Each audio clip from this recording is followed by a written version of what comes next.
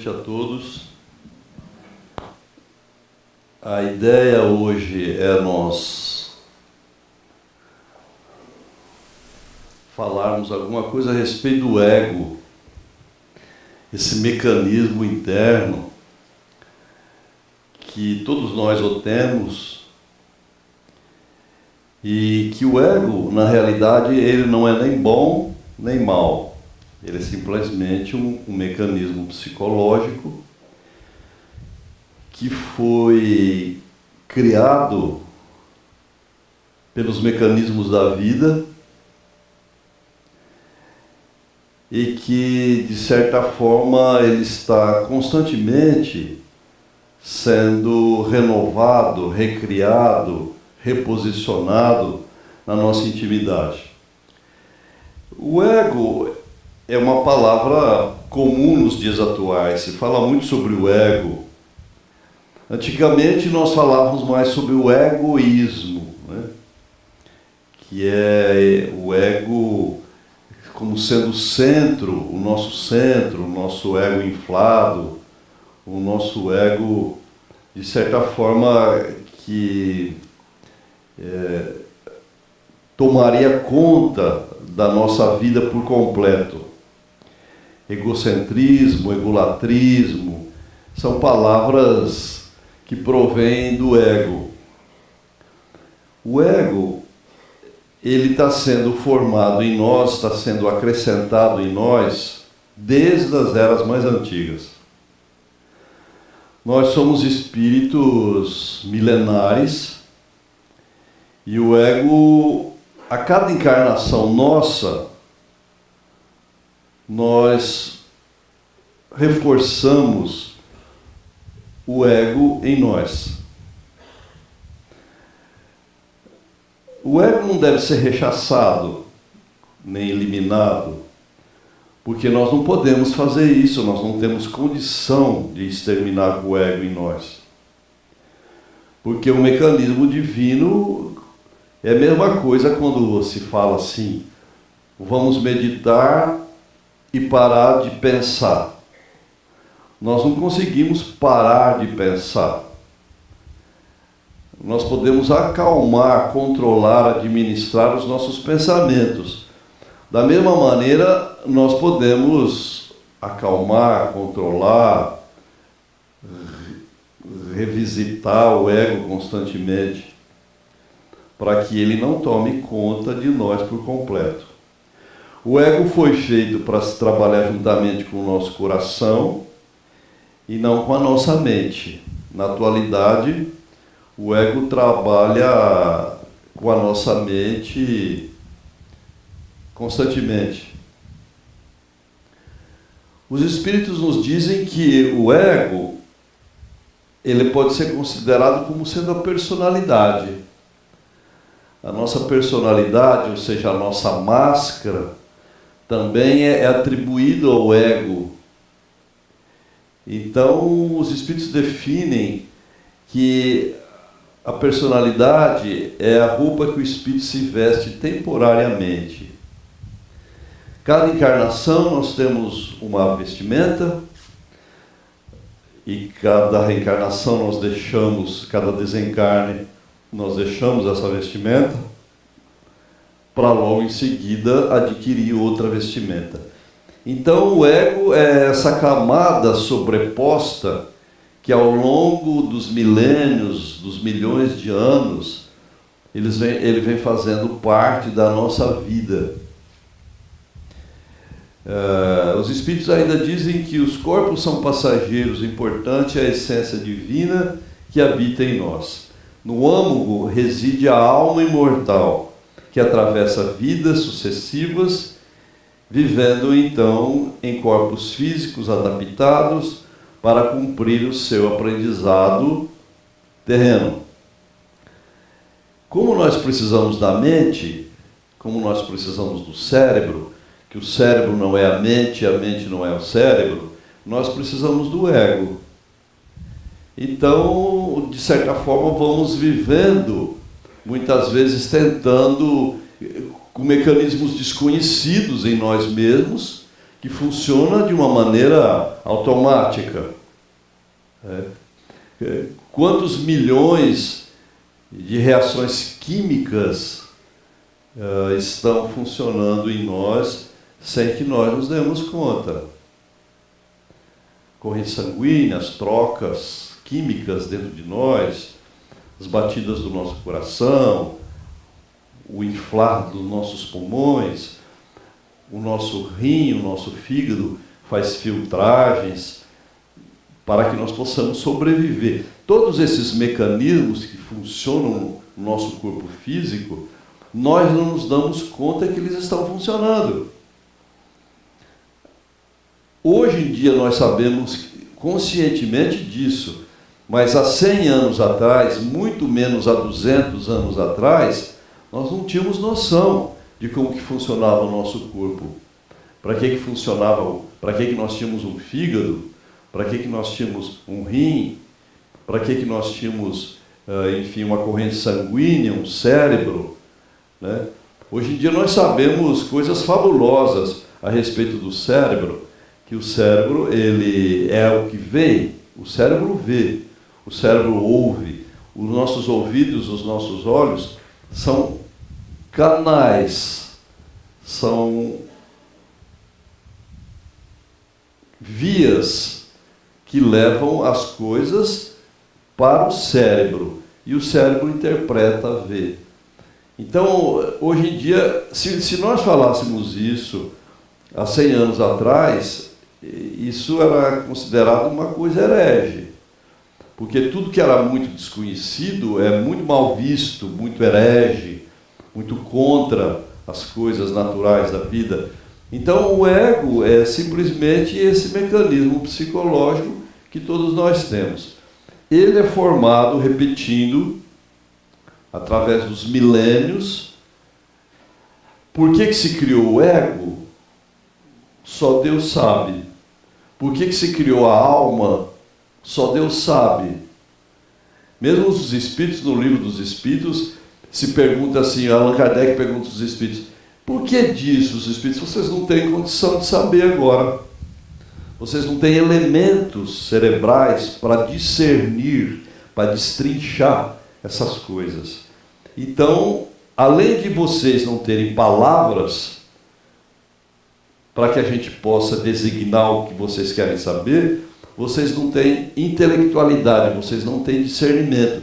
Então, algumas coisas nós sabemos hoje em dia que funcionam, não é? Mas nós não sabemos por que Deus criou. Mesmo porque a palavra porquê é complicadíssima, né? Por que você me ama? Nós não sabemos. Nós sabemos que amamos alguém, mas a gente não sabe por quê. Por que eu gosto do verde? Por que eu gosto do amarelo? Nós não sabemos por quê. A gente gosta. Qual é a tua cor preferida? A minha cor preferida é o roxo batata, é o roxo beliscão. Mas nós não sabemos. Nós não sabemos. Nós somos uma máquina. Nós somos uma máquina que caminha, que a gente acredita que essa máquina seja isso, aquilo lá, mas a nossa máquina é um primor, é uma coisa maravilhosa funcionando em nós, e nós não sabemos por quê. Por que você tem essa preferência sexual? Você não sabe por quê. Você sabe só que tem uma preferência sexual. Por que você gosta de determinadas coisas? Por que você gosta do feijão assim, do arroz assim? Nós somos condicionados, meus amigos. E esse condicionamento que nós temos desde a infância, a cultura nos traz esse condicionamento, enfim, os valores com os quais nós somos criados, nós temos esses condicionamentos que ficam impregnados em nós, e quando vê, nós estamos fazendo, nós estamos praticando, nós temos atos e atitudes que nós desconhecemos, mas as temos.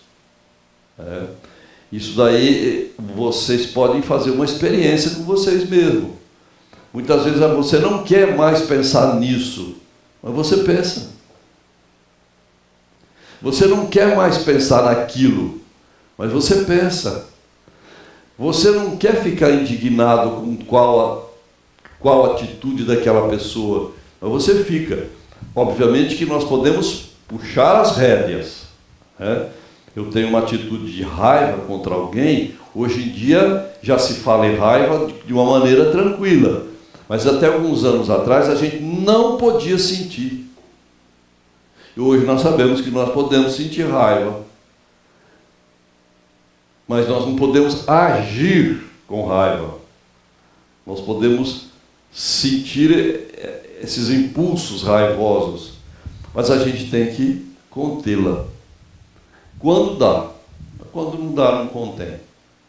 Quando a gente vê, a gente tem atitudes brutas, ríspidas, a gente tem atitudes que nós mesmos desconhecemos e não nos reconhecemos, né?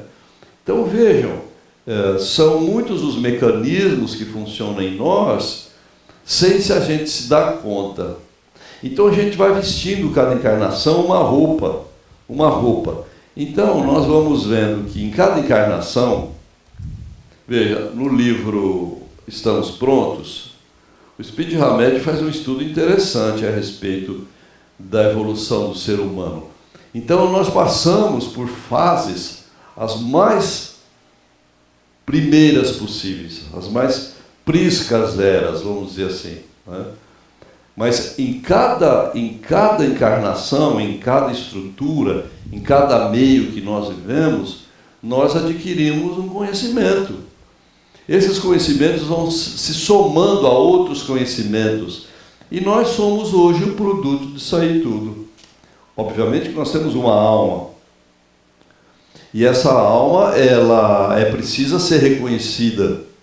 Porque senão a gente age como se fosse um corpo. Um corpo. A alma não tem raiva. A alma não tem inveja. Quem tem inveja é essa estrutura nossa, esses condicionamentos nossos. A nossa alma é uma marca de Deus em nós. É uma criação divina em nós. Mas nós temos que perceber que nós temos que ter controle sobre os nossos atos e atitudes.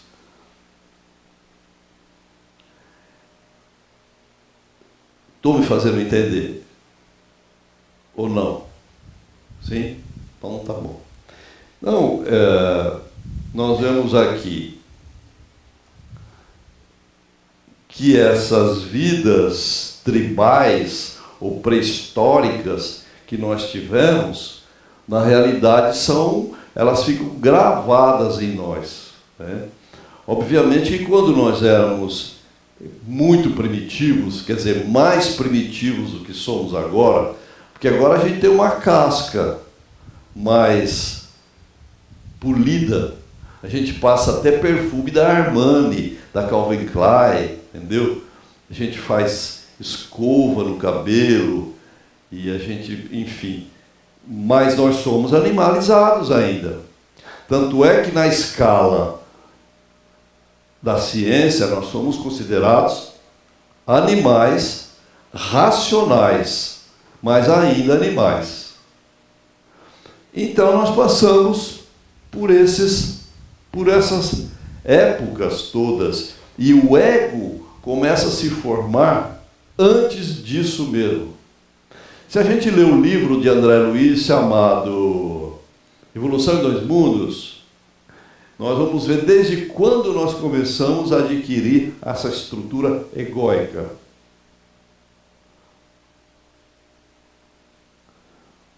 A gente tem um instinto de fome. Quando a gente tem fome, a gente pensa, eu vou querer ter fome agora? Pensa. Quando você tem atração por uma pessoa sexual, você pensa assim, eu quero ter atração sexual por essa pessoa. Você não pensa, você tem. Você tem fome, você quer comer doce. A boca pede doce, ou a boca pede salgado. Temos preferências, algumas pessoas gostam mais de doce, As pessoas gostam mais de salgado. Mas veja, eu estou querendo mostrar para vocês que em nós existem coisas incontroláveis e coisas controláveis. E o ego é algo que existe em nós porque, repetindo, ele é uma somatória de conteúdos que nós vamos acumulando ao longo dos tempos.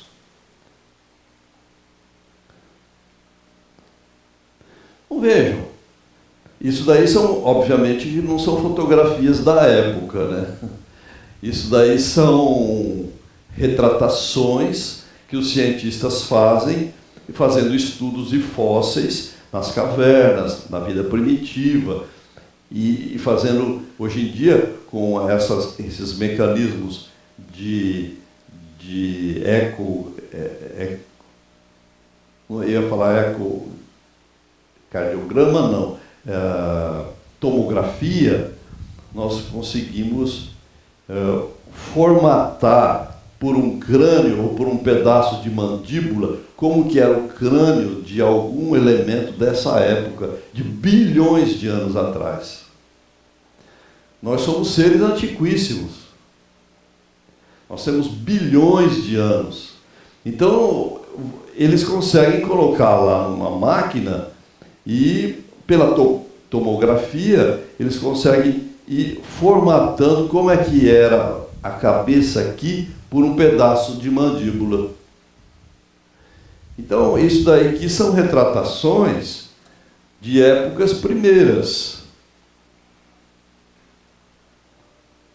O Espiritismo nos fala a respeito disso, do nosso período anti-humano. Está no Livro dos Espíritos.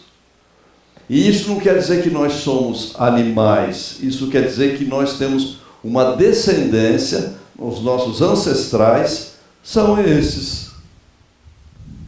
Isso nos torna muito mais tranquilos, porque a gente não tem uma ancestralidade que a gente pensaria que tinha.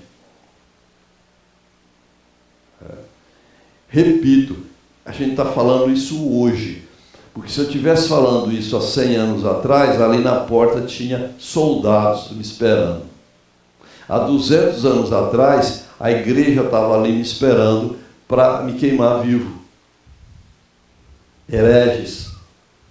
Porque na realidade o que se acreditava, o que sempre acreditou, é que Deus fez o Adão e Eva, simplesmente como nós. E a gente acreditou, e acreditou durante muitos anos, que foi tirada uma costela de Adão, obviamente tinha que ser do homem, para formar a Eva. E a gente acreditou até ontem. Até ontem a gente acreditou que a Terra era plana. E era consenso geral. Alguns anos atrás, a Terra é plana. No fim da Terra, obviamente, tem uma grande cachoeira que ninguém nunca encontrou, mas a gente é crédulo, a gente acredita nas coisas. Hoje em dia nós temos outras noções a respeito dessas coisas. Então vejam que o ego, ele é algo que está na ponta da nossa consciência. Aqui sempre a excelente metáfora do iceberg, né, nos mostra que nós temos a consciência, o inconsciente pessoal e o inconsciente coletivo. Então, o ego é lá a pontinha. É tudo que está muito, muito no raso. Tudo está muito no raso, a gente se acha, a gente se olha no espelho. O ego se olha no espelho, na verdade, é a nossa área egóica. Arruma os cabelos, né? Eu passei gel antes de vir para cá. Não é a alma que passa gel. Né, Feliz? Então estou tentando falar para vocês que o ego é uma coisa importante na nossa vida. E o ego está lá na ponta. O ego está na ponta do iceberg, bem na pontinha. O ego, ele é o primeiro que recebe os impactos da vida social, da cultura. Se a gente nasceu no Brasil, a gente tem um ego brasileirado. Se a gente nasceu na Índia, a gente tem um ego indiano. Porque é ali que estão as estruturas. A gente foi criado com religiões, com costumes, com valores, com comida. Indiano, ou tailandesas, ou austríacas, enfim, ou norueguesas, mas essas coisas estão lá na ponta, elas estão na superfície. Então, nós vamos acumulando ao longo do tempo as coisas do ego, que está na consciência. A ponta do iceberg fica fora da água. Mas tudo que fica abaixo da água, nós não temos consciência clara disso. A gente acha que é muito bacana. Se a mamãe fortificou em nós muitas coisas, está aqui no nosso inconsciente pessoal. Você é muito bacana, meu filho. Você é lindo. E o filho anda com estilo de bonitão. Minha filha, você é uma graça, você é a boneca da família. E a filha anda como? Com essa personalidade da lindeza, da boneca. Mas se alguém diz para nós assim, você é muito feio, e você acreditou, isso também fica aqui, no inconsciente pessoal. Fica lá marcado. Se você acredita, você é feio. Se você não acredita, você não é feio, você é naturalmente um ser humano vivendo a experiência terrestre. Com o nariz da sua mãe, com a orelha do seu pai, com o cabelo da tua avó, porque geneticamente nós recebemos essas coisas. Às vezes não dá muito certo. As misturas não são legais. Mas isso são contingências da vida humana.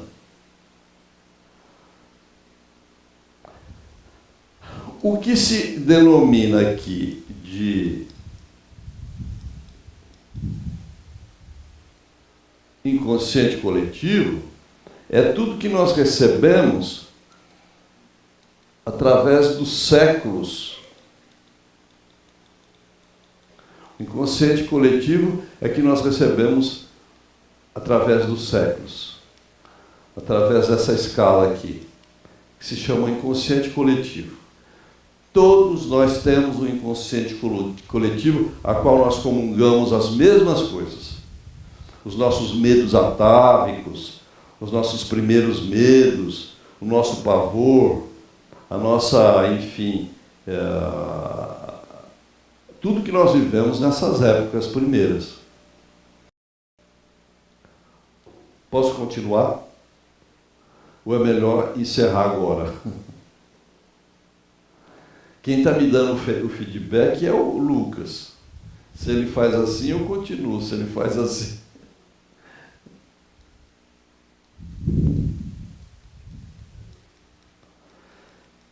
E aí o ego, então, é esse mecanismo, essa estrutura psicológica que está em nós. E o ego, eu queria falar para vocês alguma coisa também hoje, que no ego nós temos mecanismos de defesa no ego. Tudo aquilo que a gente quer acreditar, tudo aquilo que a gente não quer acreditar, tudo aquilo que a gente pega do outro, introjeta em nós, tudo aquilo que está dentro de nós e a gente não gosta, a gente projeta no outro. As nossas negações, isso não é meu, eu não fiz, isso não tem nada a ver comigo. Isso está tudo no ego, que é a parte mais periférica nossa. Então, hoje em dia, os cientistas psicológicos descobriram que nós temos mecanismos de defesa, modo pelas quais nós alteramos a realidade para aliviar nossos desajustes íntimos. São manobras mentais que utilizamos contra as ameaças da vida. Nós temos esses mecanismos que funcionam em nós. Um deles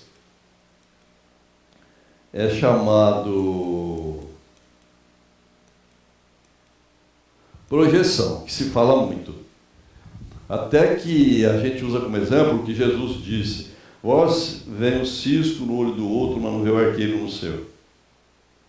A gente vê no outro aquilo que não quer ver na gente. Olhe bem para você. Vê se aquilo que você está falando do outro não está em você. Está com sono, irmã Inês?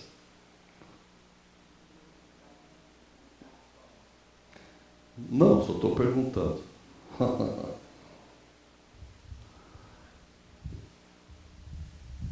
Porque quando a gente está fazendo palestra, a gente vê a reação de todo mundo, né?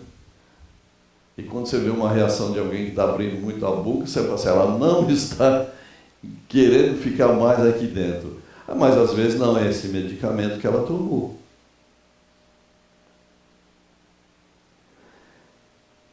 Projeção. Quem aqui faz projeção? Quem aqui faz projeção? Só o Cuca? Nossa, que pessoas eleitas. Porque na realidade, o que nós vemos? Nós vemos que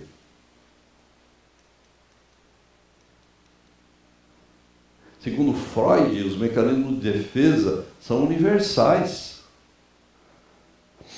Ou seja, todas as pessoas fazem uso deles. Em menor ou maior grau. Eles são importantes para um ego sadio. Então, quem faz projeção tem um ego sadio. Quem não faz, não tem. Mas ainda, Freud diz assim, para o seu uso, porém seu uso exacerbado, exagerado, descontrolado, você pode ter uma doença, você pode ter uma insanidade. Mas um pouco é bom. Que a gente sempre tem faz uma projeçãozinha básica no outro. Falar, ele é assim, eu não sou. Eu sou melhor que ele.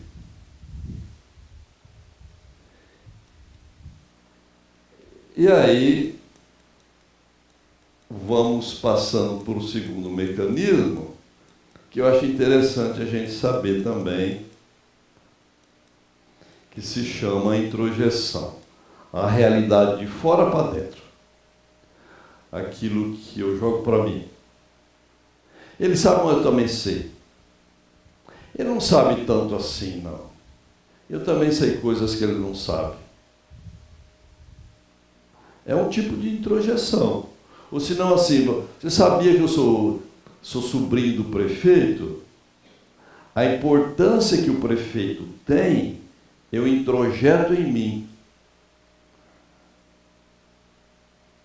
Você sabia que meu avô era fazendeiro? Todo mundo tem um avô fazendeiro. Porque, na realidade, no passado, não se tinha fazenda, se tinham sítios, pedacinhos de terra, sitiantes, que as pessoas trabalhavam no sítio. Então, todo mundo, hoje em dia, tem... O vovô era fazendeiro. Tinha um pedaço de terra debaixo da unha, já era fazendeiro. Boa noite. Então vejam como nós trabalhamos com essas coisas. A gente projeta e introjeta. E também a gente faz o quê? A gente tem uma atenção que a gente chama desatenção seletiva. A gente só vê a realidade que interessa. Você só vê o que você quer ver. E não é que você vê, mas você diz que não vê. Você não vê porque não lhe interessa ver. Vou dar um exemplo para vocês. Você sempre procurou um chaveiro. Um dia você passando quase do lado da tua casa, você vê escrito assim, chaveiro. Você passou lá milhares de vezes e nunca viu chaveiro. Você só viu quando você precisou de fazer uma chave, de mandar fabricar uma chave. Você nunca viu a farmácia do Lucas. Você só ficou sabendo que ele tem farmácia e você conheceu o Lucas aqui, e quando você vê lá a razão social deles, Lucas e quem? Botosi e Marquezine, você vai ver que é o Lucas. Então vejam, a gente só vê o que quer, só vê o que interessa. Quando não interessa, você passa de largo, você passa sem ver, você até critica. Porque muitas vezes as pessoas nos falam as coisas e a gente não escuta. Desatenção seletiva. Eu te falei isso, mas você não escutou. Muitas vezes a nossa cabeça está tão cheia muito de coisas que a gente não presta atenção no que o outro diz. Depois diz para ele, jura de pé junto, que ele não avisou, que ele não falou. Ok? Outra mecanismo de defesa do ego. Negação, exclui a realidade. O que é real é negado, a tentativa de não aceitar um fato ou uma realidade.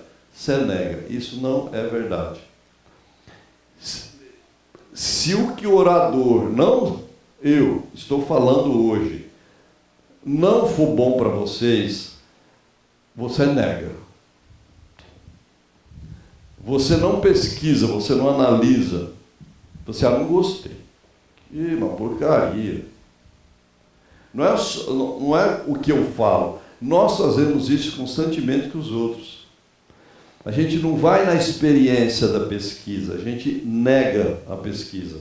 A gente nega o fato. A gente não aceita. Quando você não aceita, você nega. Mesma coisa quando morre alguém na nossa família, e você assim, não aceita que ele morreu. Não consigo aceitar. Eu tenho a impressão que ele vai entrar pela porta.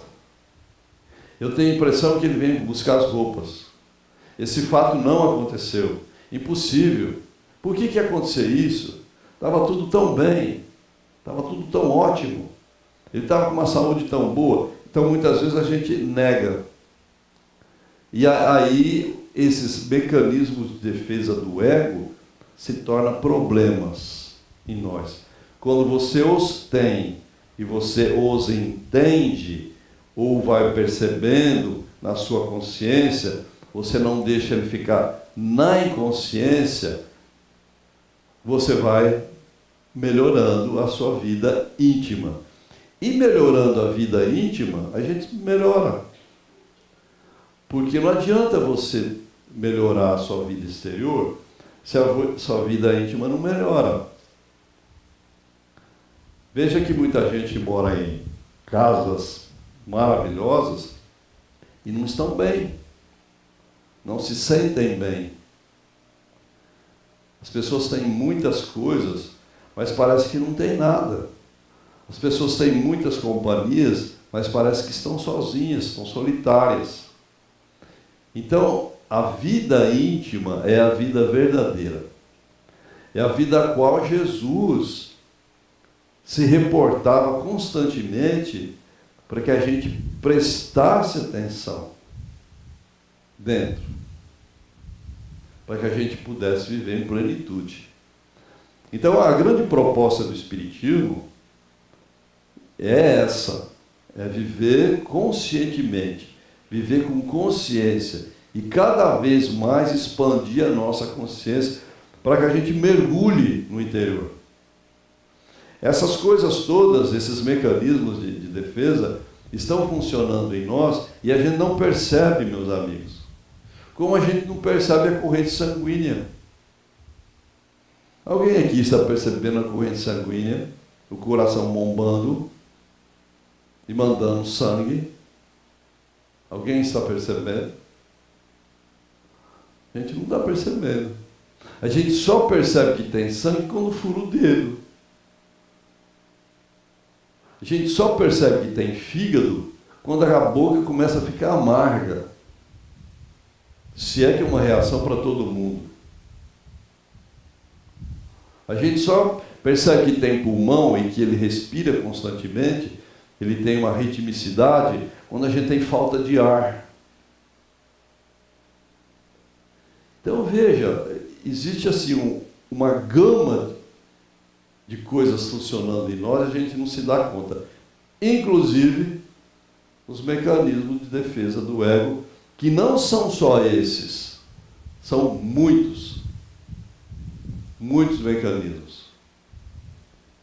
E então se fala constantemente, antes de acusar alguém, olha se você não tem aquilo lá dentro. Por quê? Justamente por isso. A gente tem coisas em nós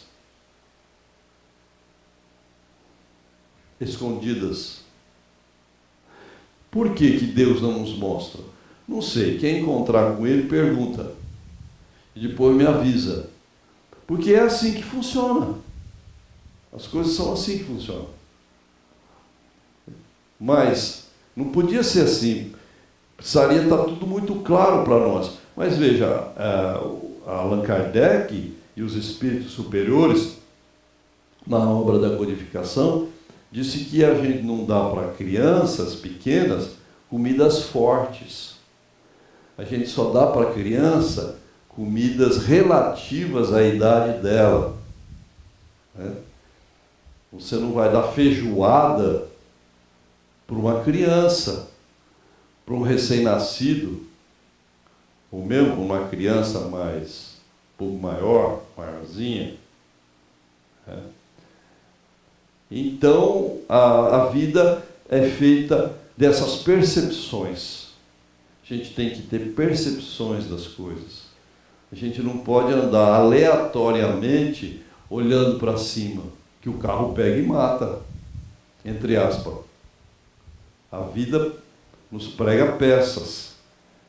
Então, eu queria deixar para vocês essa mensagem, obviamente que básica, mas não é tão básica porque muitos de nós ainda, muitas vezes, não escutamos falar dos mecanismos de defesa, que é bom que de tempo em tempo se repita essas coisas, para que a gente tenha noção que no nosso interior existe tudo.